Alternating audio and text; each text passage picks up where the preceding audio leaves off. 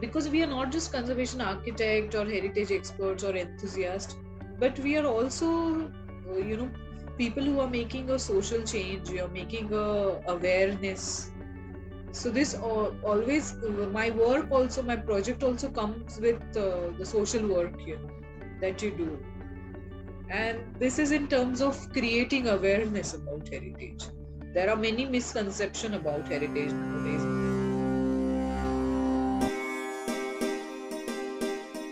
Welcome to Conversations with Heritagewale. This is Smita Babar. We believe that the word Heritagewale represents us all.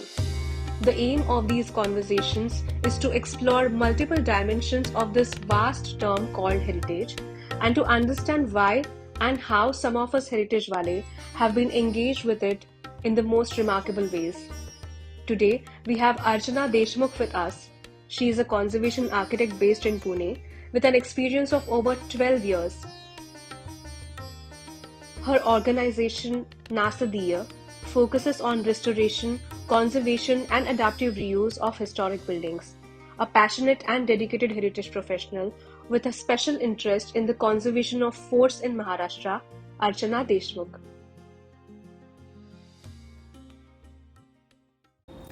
Do you think that you have certain qualities which might have influenced your decision of working in this field, or there are some qualities in you that help you even today when you are working in this field? I always feel that I'm very good with people, and I think heritage comes along with the with people. I feel because it's always connected. There is no heritage without people in it, or people involved in it. You need to be inclusive with the people, with the heritage, not just with the heritage, but even natural surroundings. So I think nature, culture, people, and built heritage, they all go hand in hand. I always thought I'll do well when it comes to this field, because we are not just conservation architect or heritage experts or enthusiasts, but we are also people who are making a social change, we are making a awareness. So this always my work also, my project also comes with the social work that you do, and this is in terms of creating awareness about heritage. There are many misconceptions about heritage nowadays, but you need to be मराठीमध्ये असं म्हणतात की तुमच्या तोंडावर तुमचं pot आहे अवलंबून.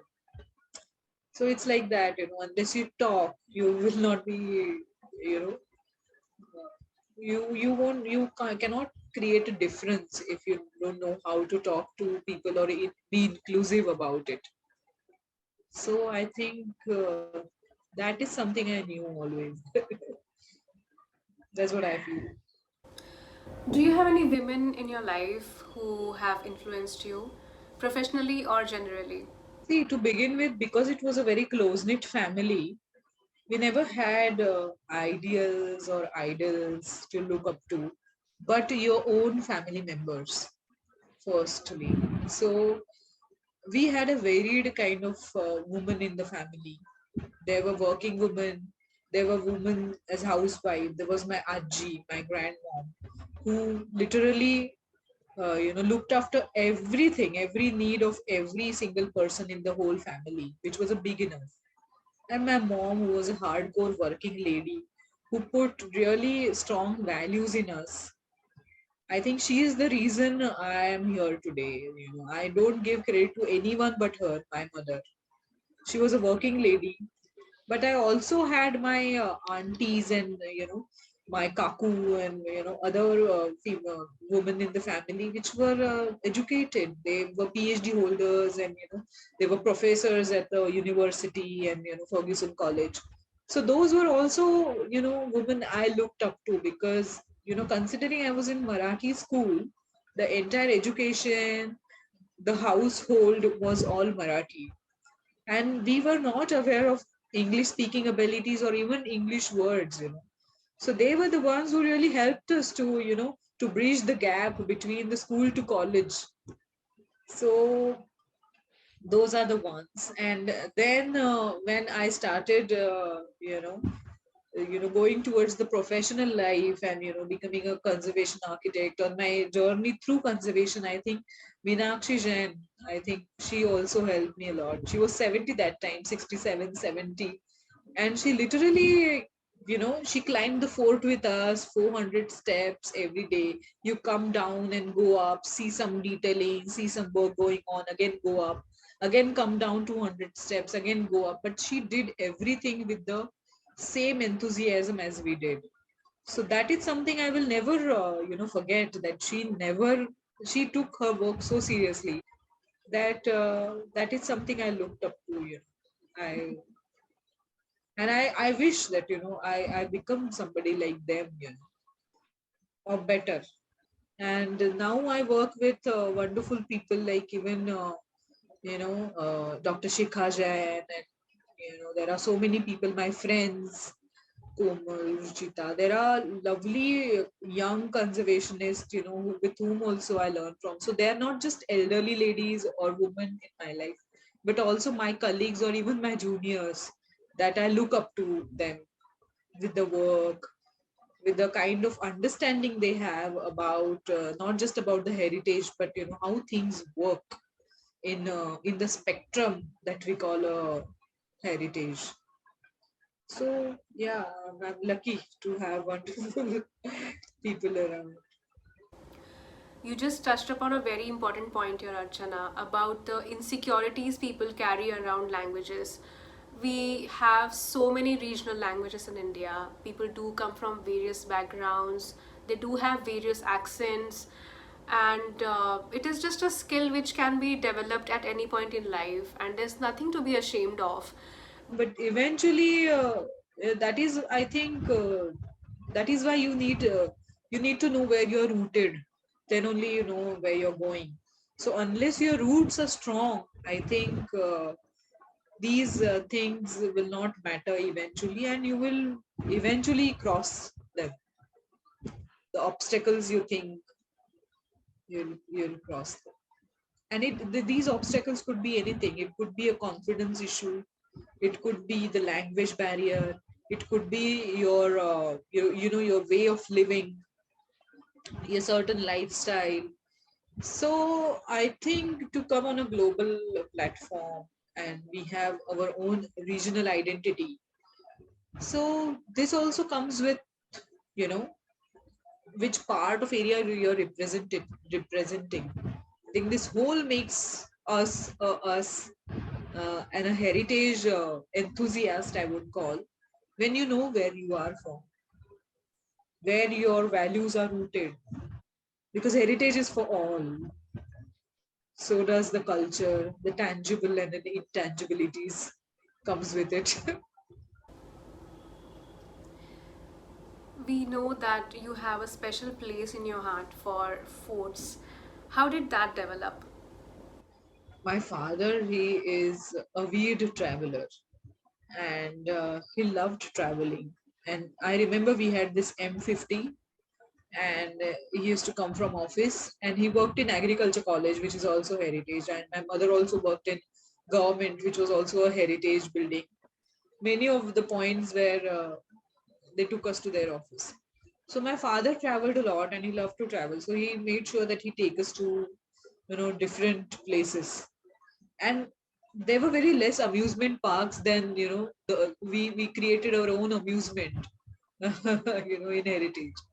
So we, as a child, I went to a lot of forts in Shivneri and Raigad and Rajgarh and Sinhgarh. It was a common one. So as we grew up, we used to have our own matches, that who reaches Sinhgarh first.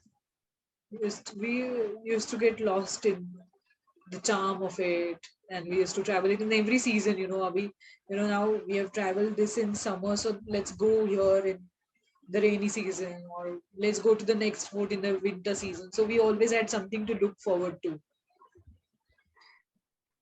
And visiting forts is free than going to any other amusement park. So that was another, you know it was always on a budget. You get to see these wonderful sites for free. You need to take care of them. That is what we realize it now, and as a conservation architect, it's our responsibility that otherwise free का कोई respect नहीं करता है ऐसे बोलते हैं. So it's like that. But we really cherish those times. I we have recently we have been working on Korigad Fort with state archaeology now. It's a wonderful fort. It's a very small fort, and uh, and we have been working now with a lot of heritage sites, not just forts, but we worked on temples, and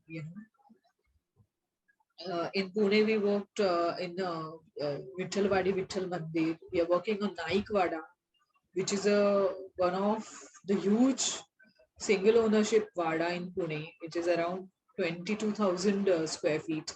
So we have been working on it last 5 years. Now we are working with Bhau Saheb Rangari Bhavan, which is also one of our uh, most prestigious projects last year, which is still ongoing. So we are working on a varied type of heritage. We recently worked on Jaikar Bungalow also. So that is a completed project with it. So we are working with various agencies and various varied heritage, I would say. Now, an unfair question for you. Which is your favorite fort? Favorite fort? Oh my, Yeah. that's really hard. Recently, I've visited Sudhagad Fort, and which was extremely difficult climb. It was I was almost losing a patience to climb, because it was around 4 hours continuous climb, and the same time we took to come down. But when I reached the fort, I think it was one of the most beautiful places I've been to. So Sudhagad, there is Raigad, which is all time favorite. Then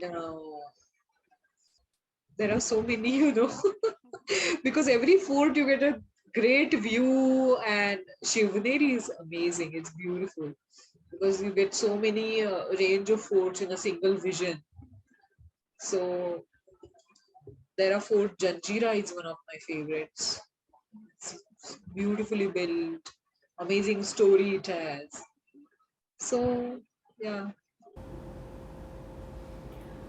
What is your opinion about the condition of forts in Maharashtra?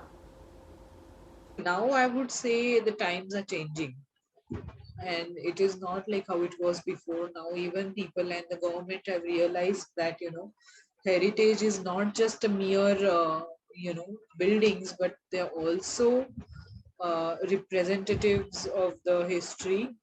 They also can create sustainable livelihood to people around it, and they can become a source of income. So I would say the times are changing, and the government of Maharashtra and even government of India is taking initiative. Now recently we have serial nomination in the tentative list for the forts of Maratha military architecture.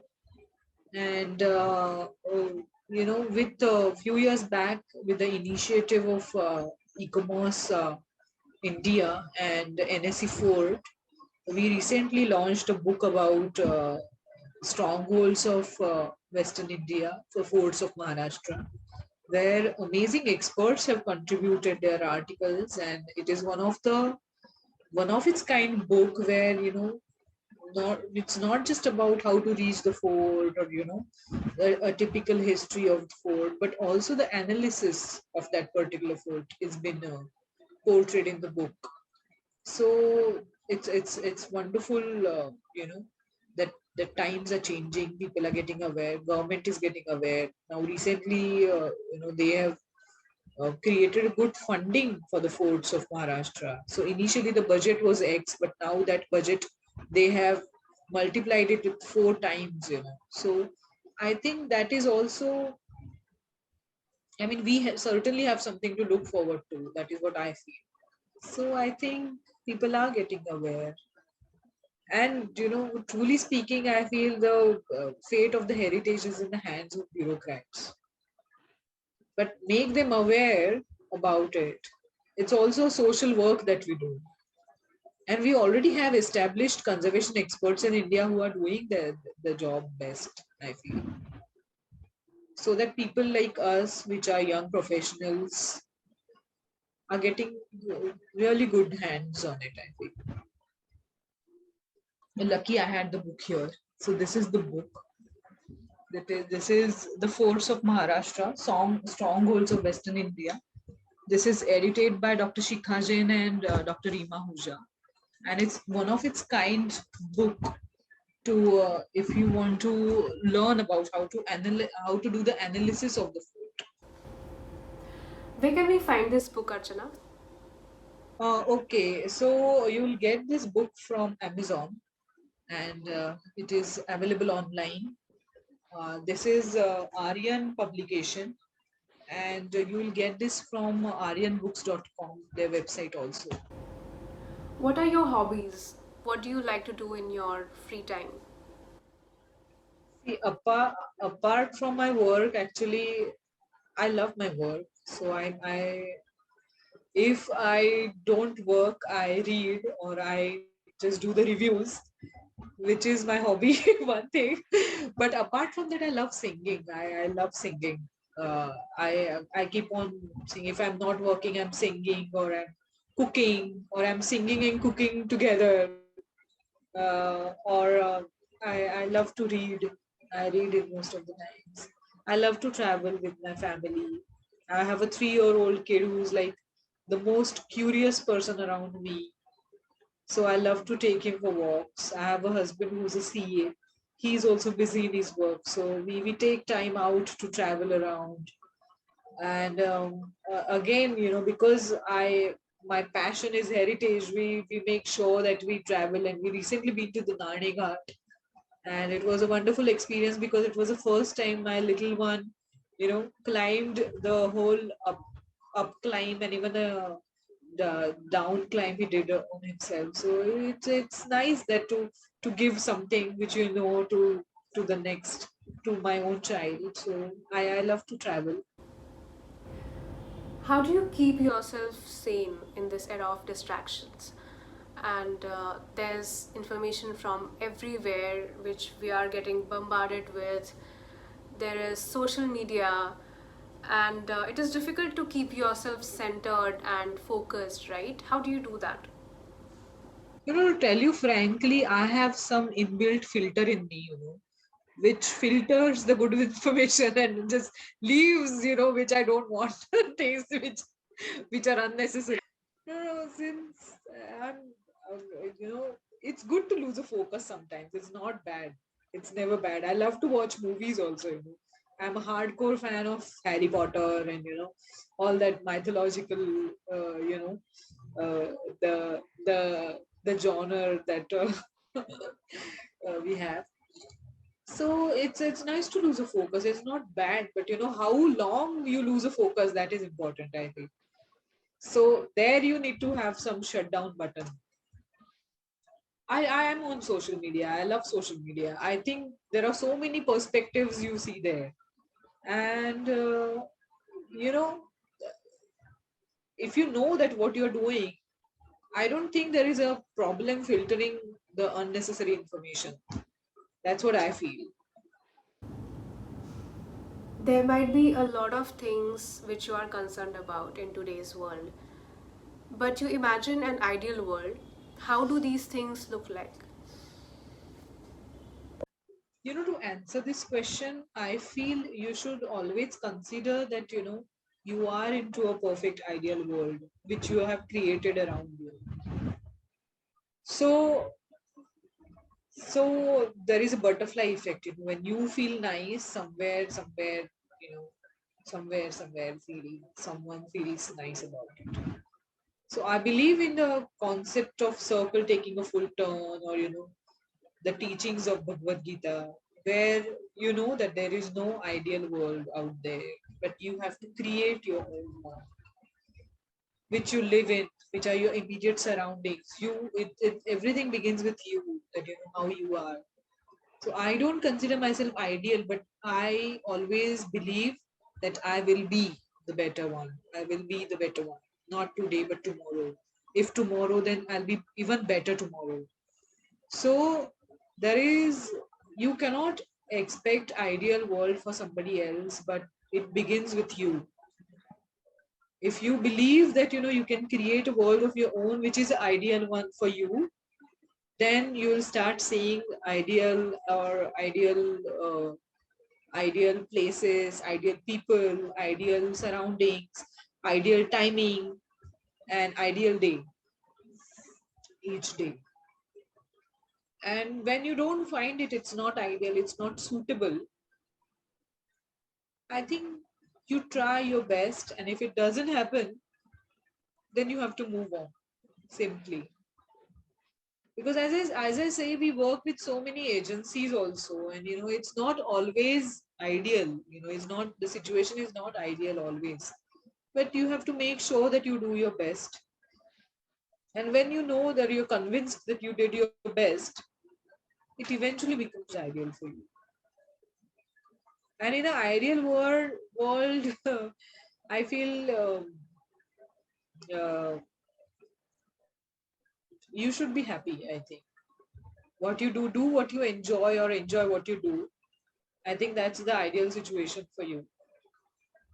Maybe I'm too small to comment on an ideal world, because you know that current scenario is so horrific, and we have friends around those areas, the Russian-Ukraine war, and you know people are talking about the possible third war, and maybe it's already on.